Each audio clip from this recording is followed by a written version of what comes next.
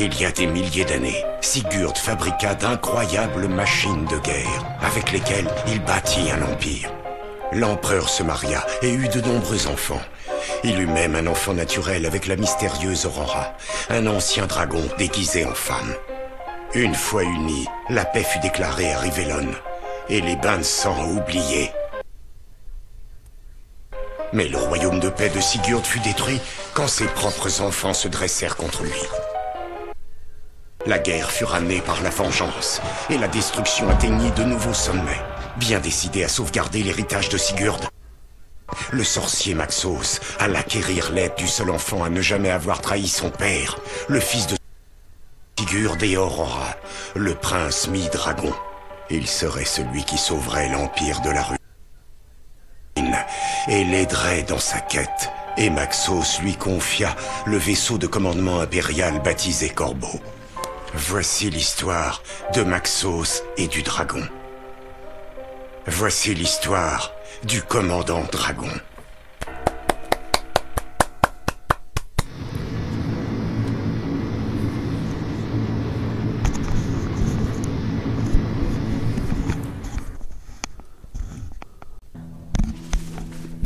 Et donc, bonjour YouTube, ici Devakin, pour ce premier épisode de ce Let's Play sur ce nouveau jeu qui est Divinity Dragon Commander. Alors, c'est un jeu sorti en 2012 par Larian Games, donc un jeu ancien, jeu de stratégie, gestion politique, jeu au tour par tour, en stratégie en temps réel. Donc, ouais, je sais, c'est dur. Je vous le sortirai un épisode tous les 2 jours, à partir d'aujourd'hui. Et donc voilà, c'est car l'empereur de Rivellon a assassiné ses filles partent en guerre, pardon. Lutte fratricide pour le trône, près de quartier. Des décennies s'achèvent sur des champs de bataille sanglants. Les morts vivants affirment que la guerre est un châtiment des dieux. Des machines terrifiantes entrent en guerre. Les elfes et les arts sont horrifiés. Les diablotins ravis. Le prix de l'or s'envole. La guerre n'a pas que des inconvénients, disent les nains. Effectivement, la guerre n'a pas que des inconvénients. Bienvenue, noble dragon, sur le Corbeau. C'est une merveille d'ingénierie. Un miracle, mu par la magie, dont le cœur est un démon vivant. Entre les connaissances que je vais pouvoir arracher à cette créature infernale et le monceau de livres, de manuscrits et de plans qui attendent ici que je les étudie, nous allons rapidement rattraper nos ennemis et reprendre les terres qu'on nous a prises de force. Ah oui, je laisserai absolument tous les dialogues parler puisque c'est un élément mère de ce jeu. La tâche est gigantesque, mais nous ne serons pas seuls non plus. Nous pouvons compter sur 2 généraux célèbres, fidèles à la cause pour laquelle nous nous battons, et de ce fait, prêts à vous suivre d'ici peu. D'ailleurs, au sujet de jeu de troll, ce samedi il n'y aura pas de jeu de troll puisqu'on n'a pas réussi à le faire. Donc voilà. Je me suis également attaché les services de Grumio, un très ingénieux diablotin qui saura matérialiser le fruit de mes recherches. Il a déjà fabriqué un chef-d'œuvre qu'il appelle un réacteur dorsal. Loul. Allez leur parler, prenez vos marques, puis déployez vos troupes. Si vous avez d'autres questions, je suis dans les appartements royaux. Bonne Ok. chance, dragon. Que les dieux soient avec vous.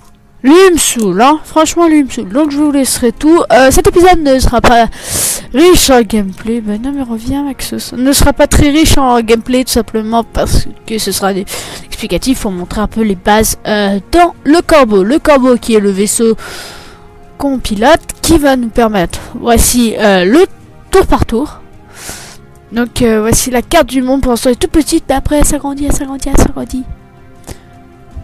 Déjà grande. Donc moi ce que je voudrais faire, c'est faire un beau gros rush en mode YOLO. Donc en gros il me faut beaucoup de troupes ici pour faire un gros rush là. Voilà. Non, surtout pas pied sur ce béton.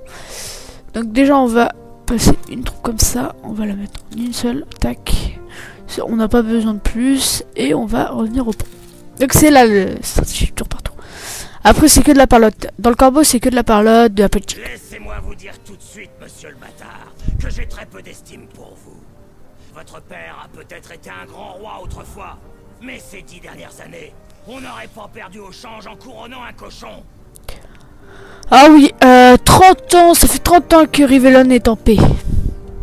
Voilà, pour vous expliquer. Il était devenu vaniteux, paresseux et trouillard. Pas étonnant que ses propres enfants aient pu discrètement lever des armées et en quelques jours frapper le royaume en plein cœur. Effectivement, tu n'as pas tort. Il s'est enfui, mais trop tard, et ils l'ont tué sur le champ. Le royaume s'est disloqué et les vautours se disputent le reste du festin avec de nouvelles et terrifiantes machines de guerre. Donc, voici Henri, un de nos généraux. Je crois que tout est perdu, mais Maxos persiste à penser que ce sera vous, le héros, celui qui reprendra nos terres perdues. Vous m'excuserez si ça me donne envie de rire. Ha ha ha. Je connais par cœur. Mais vous êtes un dragon, je vous l'accorde, et d'une vieille lignée. Prouvez-moi que vous avez ce qu'il faut pour vous battre vaillamment. Ouais. Et peut-être que vous pourrez gagner mon respect. Henri, de la maison de Guélance. C'est tout ce qu'il y a à savoir. D'ailleurs, à propos de ça, je crée la team Sombrage sur Livecraft. Ce jeu retrace, je sais, le petit parenthèse un peu hors sujet. Ce jeu retrace tout Divinity. Ouais, je n'ai jamais joué à un autre Divinity qu'à celui-là. Il s'appelle Edmond. Voilà. Un lézard de la maison de Carcaros. Je serais prêt à coucher avec Madame Syphilis pour éviter de l'avoir à bord. Mais c'est clair qu'il a du talent. Il est aussi arrogant qu'il est futé. Et aussi ingénieux qu'il est insupportable. Pourquoi vous ne lui souhaitez pas la bienvenue? Moi, je peux pas. Voilà. Où peux-je trouver le nom? C'était le monde. Je crois bien qu'il est au bar. Il doit chercher du vin cuit. C'est à peu près la seule boisson que ce stock de lézard peut avaler. Ouais, et vous avez aussi des titres, mais vous n'êtes pas encore roi. Je vous parlerai avec le respect qui convient le jour où vous aurez prouvé votre valeur. Voilà, je vais prendre congé. Donc voici, donc un de nos commandants, celui-là ce sera les unités lourdes. Donc le bar. C'est là où on verra tous nos commandants, normalement. Et voilà, Edmond. Dragon engendré par un monarque détrôné. C'est l'héritier légitime, même s'il s'agit d'un enfant bâtard. Bâtard. Henri aura sans doute pris la peine de me présenter avec la distinction qui le caractérise. Donc nous voilà. Effectivement. Duc de Nichefaucon. Je dirais bien à votre service, mais ce serait... Vous avez prématuré. Voilà. Lui, il est très arrogant, mais très futé. Vous allez voir que... En fait, ce jeu, ça va être aussi de la chance. Enfin, il y a plein de paramètres qui prennent en compte. Pour être franc, en temps normal, servir votre noble cause est une perspective qui me réjouirait autant que l'idée de jouer dans un opéra nain. Mais, à l'instar de l'autre général, c'est l'engouement soudain de Maxos pour cette entreprise qui m'intrigue. Je demande donc à voir, Dragon. Je sais beaucoup de méfiance en vous, Edmond. Quand un homme doit fréquenter les hautes sphères du pouvoir ou tu n'es pas un homme, tu es un lézard. La prudence est votre meilleur allié, car elle est toujours mère de sûreté. Tu as pas de tort. Mais avec vous, une circonspection plus grande encore s'impose, car vous n'êtes après tout qu'un demi-dragon. On vous nomme chevalier dragon pour donner un air de noblesse à ce qui n'est qu'une race bâtarde. Certains ne voient même pas le problème. Vous êtes pourtant issu d'une lignée impure. C'est la lignée de vos ancêtres humains, tant il est vrai, voyez-vous, qu'humanité et médiocrité sont les deux rimes pauvres d'un même vers. Ça j'ai pas compris. Bâtard, vous l'êtes deux fois, Seigneur. Par nature et aussi par culture. Cela me semblait inévitable, car un empereur qui faiblit trop, c'est tout un empire qui s'étiole. Maintenant, une bande de chiens galeux se dispute le trône, alors le dragon peut bien tenter sa chance. Donc voilà, ce que vient de nous dire les deux commandants, vous explique un peu la situation où on en est. Donc Rivelan est en guerre. Rivelan, je vous rappelle, pour ceux qui ne connaissent pas Divinity, c'est le monde où on se trouve. J'ai autre petite parenthèse, je suis très désolé, pendant ma clé a été morte, donc j'ai pas pu faire de vidéo. Voilà, tout simplement. Salle d'ingénierie, c'est là où on va améliorer tout. Grumio. Bonjour, ô noble héritier. Je suis Grumio, fils de Grumio. Un diablotin digne de confiance. Je serai votre technicien attitré si vous le voulez. Votre ingénieur et architecte. Tu m'en fais un extérieur alors? Mon jetpack devrait vous plaire. Je vous en fais cadeau. Je souhaite vous remercier de me laisser rester à bord de ce superbe vaisseau pour bricoler un peu, jouer du marteau. C'était le mec le plus important avec Maxos, donc bien sûr que je vais te garder. T'imagines? Dans Star Wars, d'un coup, Han Solo il fait non, tu ne viendras pas, Luke. Ça donne un petit peu de problème quand même. Il est spécial ce vaisseau. Oh oui. Rempli de merveilles inconnues. Non. Et la sortie aussi. Ce parfum de mystère. Ah, découvrir ses secrets.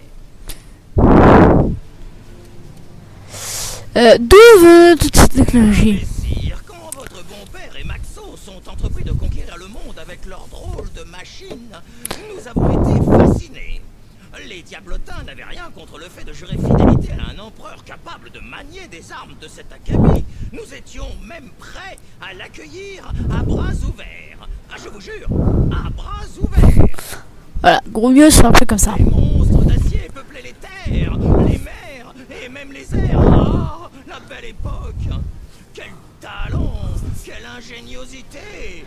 Et bon sang, quel canon! Et ainsi donc, depuis bientôt 30 ans, les nôtres vouent leur existence à la conception et l'amélioration de ces engins du tonnerre. Donc, ceux qui voudront bien, ceux qui connaîtront la Divinity voudront bien me l'expliquer dans les commentaires, je serai extrêmement content parce que je ne comprends pas tous les fois. Avant l'avènement de cet âge béni, les gens nous considéraient comme des gnomes excentriques et m'ont un peu trop joué avec le feu, les gaz et le reste. Une bande d'imposteurs jouant les alchimistes. Mais ah, c'en est bien fini. Nous voilà scientifiques, oui. Loué soit la providence. Alors peut-être que vous en faites pas comment il parle, mais vous en faites pas, c'est pas pire que Maxos. Mais pour tout vous dire, nous n'avons jamais renoncé à notre passion pour les explosifs. C'est même tout le contraire. Ça doit vous plaire, n'est-ce pas, messire? Ouais, Sortons les outils, messire. exactement. Alors, on va déjà prendre les transports. Prendre les grenadiers.